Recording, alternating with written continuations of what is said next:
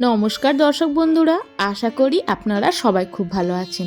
আজকে মাছের ডিমের যে রেসিপিটা দেখাবো, গরম ভাতে শুধু যদি এই রেসিপিটা থাকে আর কিন্তু কোনো তরকারিরই দরকার পড়বে না। এক থালা ভাত কিন্তু নিমিষে উধাও হয়ে যাবে।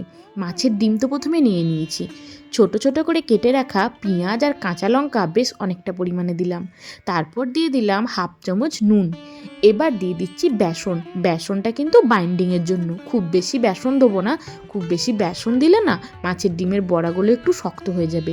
আমি এখানে 2 চামচ বেসন দিলাম। এবার হাফ চামচ করে দিচ্ছি হলুদ গুঁড়ো, অল্প একটু জিরে গুঁড়ো, অল্প একটু ঝাল লঙ্কার গুঁড়ো দিয়ে দেবো। এই মাছের ডিমের বড়াগুলো একটু ঝালঝাল হলে খেতে কিন্তু বেশ ভালো লাগে। লঙ্কা গুঁড়োটা কিন্তু অল্পই দিয়েছি, যে যেমন ঝাল খেতে আপনারা ভালোবাসেন সেরকম অনুযায়ী লঙ্কা গুঁড়োটা দিয়ে নিতে পারেন। এবার হাত দিয়ে ভালো করে মাখতে হবে। জানি এরমভাবে হাত দিয়ে মাখা দেখতে অনেকেরই ভালো লাগে না, প্লিজ এইখানটা তারা একটু স্কিপ করবেন। এই মাছের ডিমটা হাত দিয়ে একটু ভালো করে চটকে না মাখলে কিন্তু একদমই ভালো হয় না। ডিমগুলো বাইন্ডিং অবস্থায় থাকে, সেগুলোকে হাত দিয়ে একটু ভালো করে মেখে নিলে কিন্তু একের সঙ্গে অপরে ছেড়ে যায়, আর খেতেও বেশ ভালো হয়, মাখাটা সুবিধাও হয়। ভালো করে কিন্তু এইভাবে একটু হাত দিয়ে চটকে মেখে নিতে হবে। ব্যাস, মাছের ডিমটা কিন্তু সুন্দর করে মাখা হয়ে গেছে। এবার বসিয়ে দিয়েছি কড়াই গ্যাসের উপরে। দিয়ে দিচ্ছি এখানে 3 চামচ পরিমাণ সর্ষের তেল। তেলটা একটু গরম করে নেব। তারপর ডিমের বড়াগুলোকে গোল গোল করে ভেজে নেব। ছোট বড় যে যেমন শেপে পছন্দ করেন সেই অনুসারে কিন্তু ডিমের বড়াগুলো ভেজে নিতে পারেন। আর এই মাছের ডিমের বড়া ভাজার সময় না একটু সাবধানতা অবলম্বন করতে হবে, কারণ এই বড়াগুলো তেলে দেওয়ার সঙ্গে সঙ্গে একটু কিন্তু ফাটে। যদিও বেসন দিলে কিন্তু কম ফাটে, তবুও একটু সাবধানেই মাছের ডিমের বড়াগুলো ভেজে নেওয়া ভালো। আমি খুব বড় সাইজও করছি না, আবার খুব ছোট সাইজও করছি না, মিডিয়াম সাইজের বড়াগুলোকে ভেজে তুলে নেব। বড়াগুলোকে দুই পিঠেই যখন একটু লাল লাল রং ধরবে তখন কিন্তু উল্টে পাল্টে নিতে হবে। আর এই মাছের ডিমের বড়া ভাজার কিন্তু কোনো কঠিন কাজ নয়। বড়াগুলো তেলের সংস্পর্শে এলেই কিন্তু বেশ শক্ত হয়ে যায়, উল্টানো কিন্তু অনেকটাই সহজ কাজ।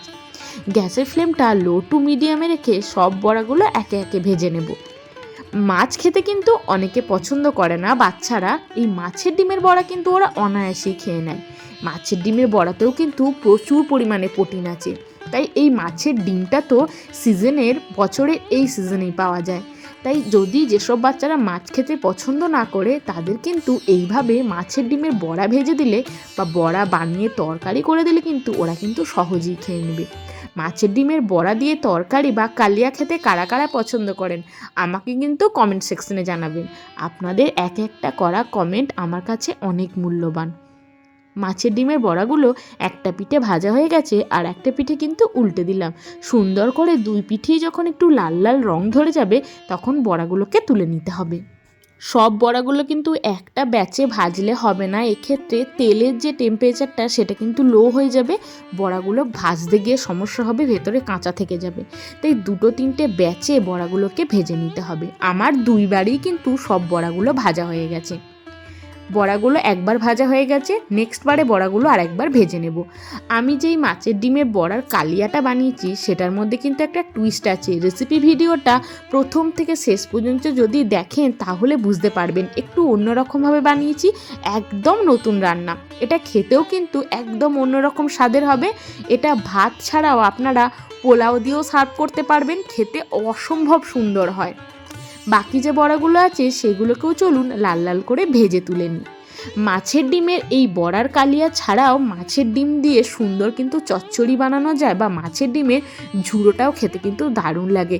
কারা কারা মাছের ডিমের ঝুড়ো খেতে পছন্দ করেন আমাকে কিন্তু জানাবেন। আর আপনারা যদি মাছের ডিমের ঝুড়ো আমি কিভাবে বানাই সেটা দেখতে চান আমাকে কিন্তু কমেন্ট সেকশনে অবশ্যই জানাবেন, আমি সেই রেসিপিটাও খুব শিগগিরই নিয়ে আসবো। বাকি যে মাছের ডিমগুলো ছিল এবার সেগুলোও ভাজতে দিয়ে দিলাম। গ্যাসের ফ্লেমটা লো টু মিডিয়ামে করে প্রথমে একটা পিঠ ভালো করে কিন্তু লাল লাল করে ভাজতে হবে, না হলে উল্টানোর সুবিধা হবে। দুদিকে উল্টে নিয়েছি মাছের ডিমের বড়াগুলোকে, এবার তুলে নিচ্ছি। বাকি যে তেলটা আছে এই তেলের মধ্যে আরেকটু তেল অ্যাড করে দিতে হবে। এবার আমি বড় সাইজের 2টো টমেটো কেটে নিয়েছি, প্রথমে তেলের মধ্যে টমেটো দিয়ে দেব। এই মাছের ডিমে বড়ার কালিয়াটা বানানোর জন্য যে গ্রেভিটার মধ্যে আমি যে মশলাগুলো ব্যবহার করেছি সেগুলো প্রথমে একবার তেলে ভেজে নেব। তারপর মিক্সিং জারের মধ্যে দিয়ে ভালো করে মিহি পেস্ট বানিয়ে নেব।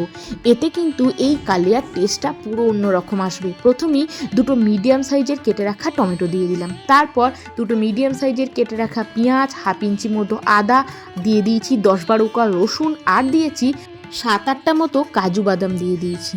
এবার এই সব কিছু গোটা গোটা মশলাগুলোকে যা যা এখানে দিয়েছি পেঁয়াজ, আদা, রসুন এগুলোকে একদম ভালো করে লাল লাল করে ভেজে নিতে হবে, যাতে এদের কাঁচা ফ্লেভারটা পুরোটা চলে যায়।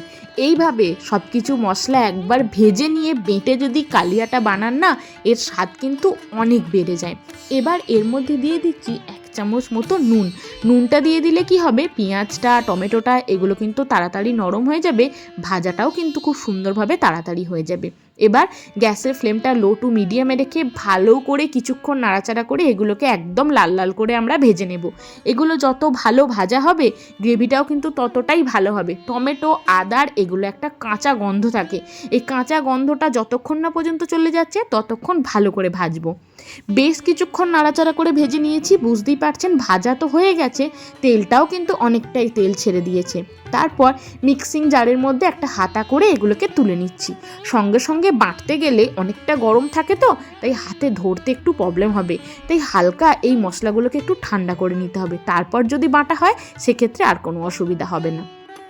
এই যে পেঁয়াজ ভাজা যে মশলাটা তুললাম এটাকে কিছুক্ষণ কিন্তু ঠান্ডা করে নেব, তারপর এটাকে একটা স্মুথ পেস্ট বানিয়ে নেব। এবার কড়াইয়ের মধ্যে দিয়ে দেব আর একটুখানি তেলটা দিয়ে এই যে মশলাটা এখানে তৈরি হয়ে গেছে এইগুলোকে এবার ভালো করে একদম মিহি করে আমরা বেটে নেব। যতক্ষণ বেটে নিয়েছিলাম গ্যাসটা বন্ধ করে দিয়েছিলাম, কারণ ওগুলোকে ঠান্ডা করে বাটতে মোটামুটি মিনিট 10 মতো টাইম লেগে গেছে। যে তেলটা ছিল সেই তেলের মধ্যে আরও 1 চামচ মতো তেল আমি অ্যাড করে দিয়েছি। এবার তেল গরম হয়ে গেলে গোটা গরম মশলা ফোড়ন দিয়ে দিয়েছি, হাফ চামচ গোটা জিরে, একটা শুকনো লঙ্কা, 4টে এলাচ দিয়েছি, লবঙ্গ দিয়েছি। ভালো করে এই গরম মশলাটা যখন ভাজা ভাজা হয়ে যাবে তখন বেটে রাখা যে স্মুথ পেস্টটা বানিয়ে রেখেছিলাম, টমেটো, পেঁয়াজ, কাজু ভেজে রেখেছিলাম, সেই মশলাটা এবার দিয়ে দিলাম। ওগুলো অলরেডি একবার ভাজা আছে, তারপর তেলের মধ্যে দিয়ে ভালো করে কিন্তু কষিয়ে নিতে হবে। এইভাবে দুইভাবে যদি মশলাটা ভেজে বানানো হয় না, এই রান্নার টেস্টটা কিন্তু দ্বিগুণ হয়ে যায়। আপনারা প্লিজ এইভাবে একবার বানিয়ে বাড়িতে ট্রাই করবেন। মাছের ডিমের এই রেসিপি মুখে লেগে থাকবে, আর এই সিজনে মনে হবে বারবার মাছের ডিমে এই রেসিপিটাই বানিয়ে খাওয়াই, এত টেস্ট হবে। এবার ভালো করে মশলাটা কিন্তু ফুটতে দিতে হবে। মিক্সিং জারটা ধুয়ে অল্প একটুখানি জল এর মধ্যে অ্যাড করলাম, কারণ মাছের ডিমে বড়াগুলো দেওয়ার পর না জল কিন্তু একটু কমে যাবে, গ্রেভিটা একদমই টেনে নেবে, তাই অল্প একটু জল দিয়ে দিয়েছি।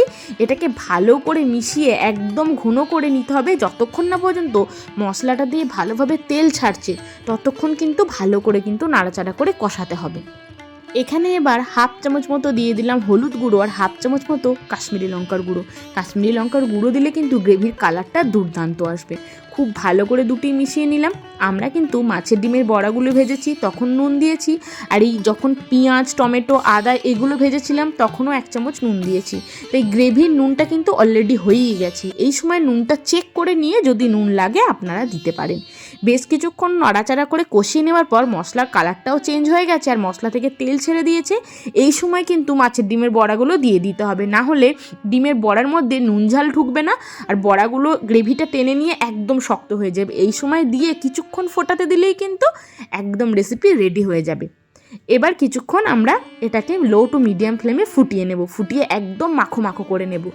এই রেসিপিটা বা এই মাছের ডিমের রান্নাটা গরম ভাতে খেতে জাস্ট ফাটাফাটি লাগে।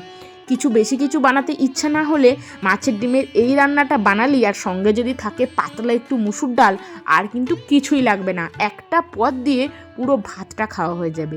মাছের ডিমের এই রান্নাটা আপনাদের কেমন লাগলো অবশ্যই জানাবেন, ভালো লাগলে লাইক করবেন, ফ্রেন্ড ফ্যামিলির সঙ্গে অবশ্যই শেয়ার করবেন।